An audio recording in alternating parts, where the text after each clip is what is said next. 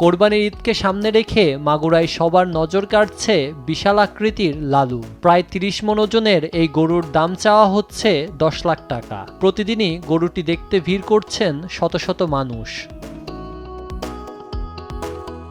মাগুরা সদর উপজেলার বাগবাড়িয়া এলাকার একটি ছোট্ট খামারে ৩ বছর ধরে সন্তানের মতো লালন পালন করা হয়েছে লালুকে।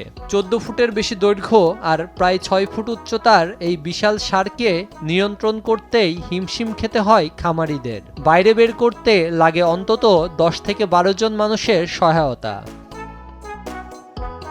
বড় খামার গড়ার স্বপ্ন থেকেই পরিবারকে সঙ্গে নিয়ে গরু পালন শুরু করেন বলে জানিয়েছে খামারের মালিক আশিক বিশ্বাস। ছোটবেলা থেকেই উদ্যোক্তার স্বপ্ন দেখি।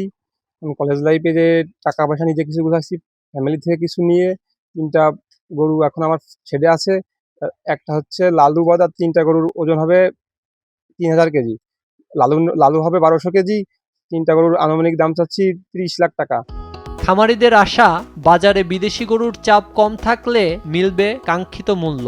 আমার খামারে একটা গরু আছে, তার নাম হচ্ছে লালু। আনুমানিক ওজন আছে ১২০০ কেজি। বিক্রি করবো ১২ লক্ষ টাকা। এবং যদি বাইরের কোনো গরু না আসে, আমার বড় একটা আশা আছে বাজার ভালো হোক, সেই গরু একদম ভালো মূল্যে ন্যায্য মূল্যে বিক্রি করতে পারি, এটাই আমার বড় আশা। আমার ছোট ভাই হচ্ছে এটাকে বেশি দেখাশোনা করে। আমাদের ফ্যামিলির সবাই দেখে ওর মতো রকমের না, ওই মেন উদ্যোক্তা, ওই হচ্ছে এটা শুরু করছে। আমরা ওকে সাপোর্ট করে যাচ্ছি, বাজারটা ভালো থাকে। আশা আছে তো ভবিষ্যতে জিনিসটা, খামারটা আরো বড় হবে। ঈদ সামনে রেখে বিশাল আকৃতির এসব গরু দেখতে প্রতিদিনই উৎসুক মানুষের ঢল নামছে খামারগুলোতে। নিউজ ডেস্ক, দেশ টিভি।